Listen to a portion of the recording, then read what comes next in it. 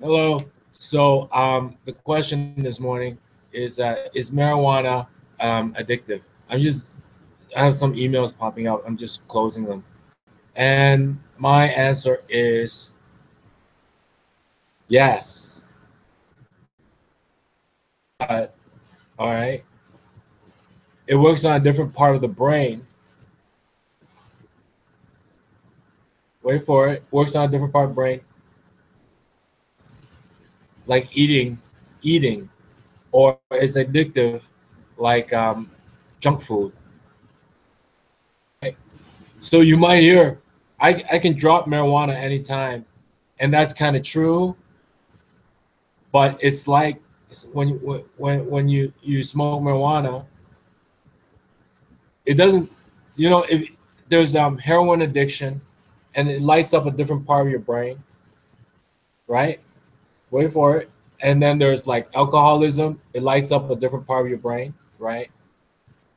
My theory, my own personal theory, is that when you smoke marijuana, it lights up the part of your brain similar to eating junk food or overeating.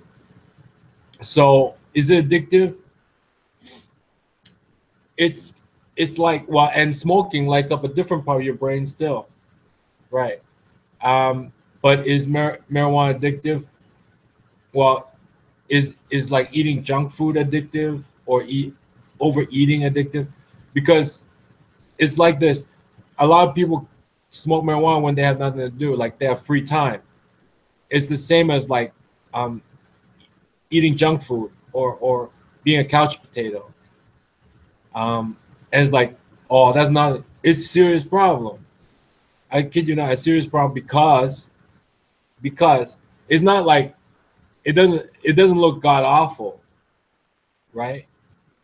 It doesn't look god awful, but what it sets you back, because once you get, like, how the trend with like binge watching TV, or overeating, or I'm eating too much junk food. It's a serious problem, but you can probably ditch it, go to the gym, and get all back. But get this. Say you're like a couch potato for 1 year, right? Get this. Say you're a couch potato 1 year, and you go to the gym, get back. You get back in like a week. You get back.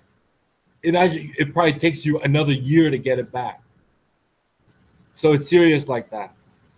And say if you're a professional, right? You're a manager, or you're like professional basketball player, or you're like a college athlete. You can't afford to be set back a year just to be like eating junk food, and being a couch potato. And it's like, oh, why is this fun? It's true. It lights up that part of the brain, that part that gives you gratification, the same as like just filling your time with like eating, and like and eating junk food, and just eating. It's like while you eat, you just sit there and eat. So smoking lights up a different part of your brain. Alcohol lights up a different part of your brain. Um, fentanyl opioid lights up a different part of your brain. Marijuana lights up a different part of your brain. That's why marijuana for medicine helps you eat, right? But also, the munchies and all that, all that. It's so funny now because they made comedies out of it. It's become a big joke, but but it's like, how we do chores every day, how we gotta get up early, go to bed early, take the kids to daycare, pick them up, look after our grandma because she's so old. You smoke marijuana,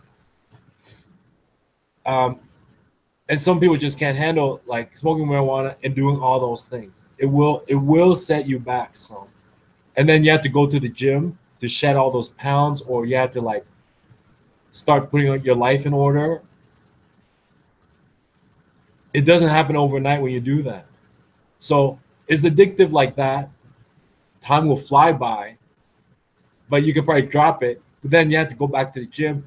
You gotta put your whole life in order and everything. It's kind of like going through a divorce or a midlife crisis. You know what I mean? Like me going through a divorce really sent me back emotionally, right?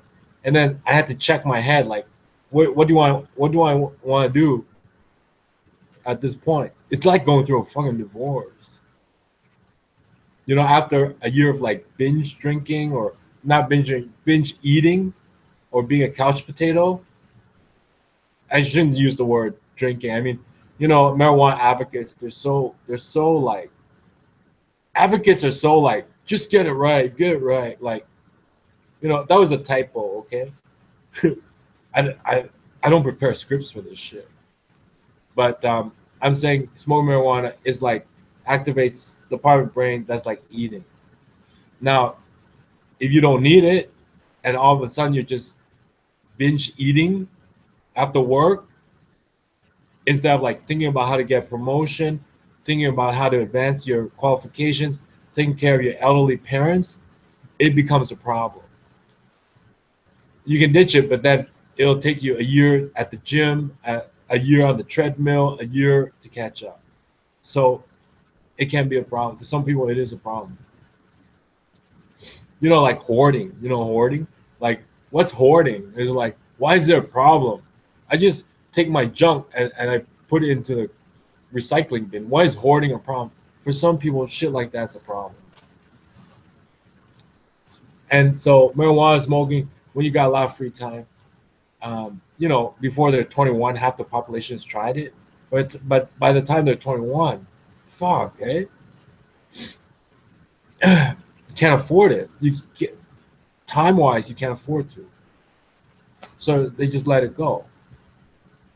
But some people, in some situations, just do it and they stay in a rut because there's no alternative. There's no alternative. They don't. There's no fire. There's no fire. You know how it's like, until where's the fire? Where's the fire? Where's the fire? Why are you running like a chicken with your head cut off? Where's the fire? For some people, there's no fucking fire. And yet, there is always someplace better to be.